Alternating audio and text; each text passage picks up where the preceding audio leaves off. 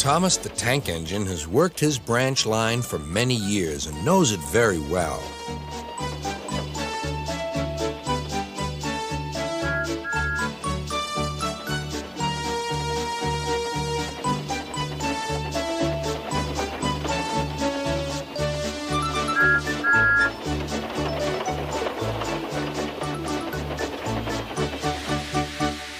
You know just where to stop, Thomas, laughed his driver. You could almost manage it without me.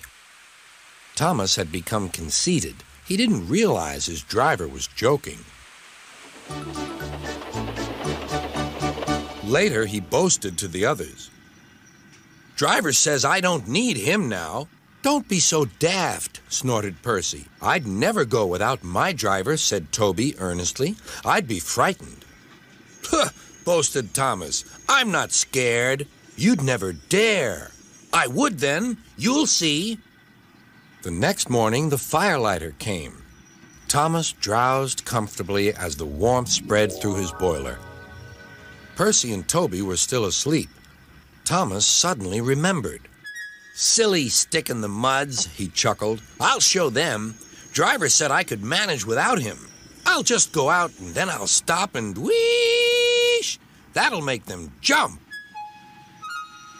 Thomas thought he was being clever, but really he was only moving because a careless cleaner had meddled with his controls. He soon found his mistake. He tried to whoosh, but he couldn't.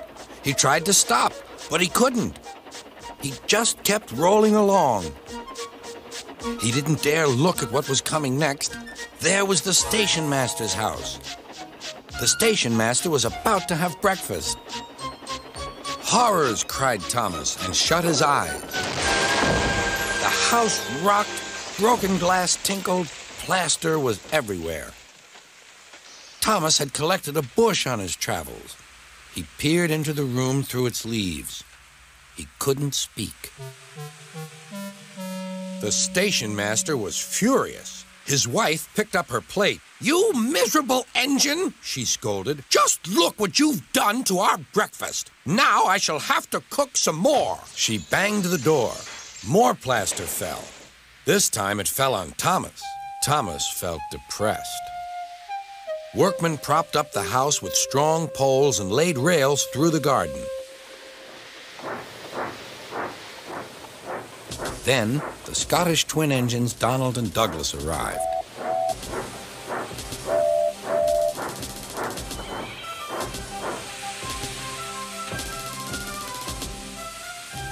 Dinna fash yourself, Thomas. We'll soon have you back on the rails, they laughed.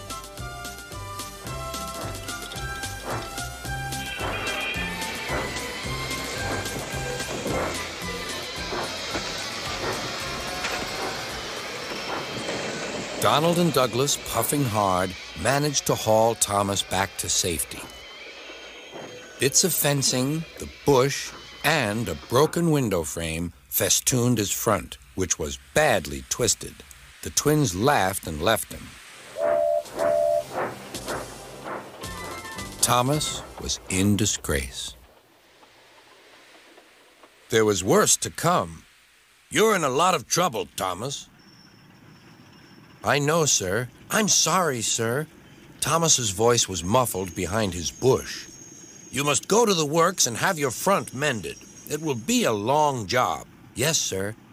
Meanwhile, a diesel rail car will do your work.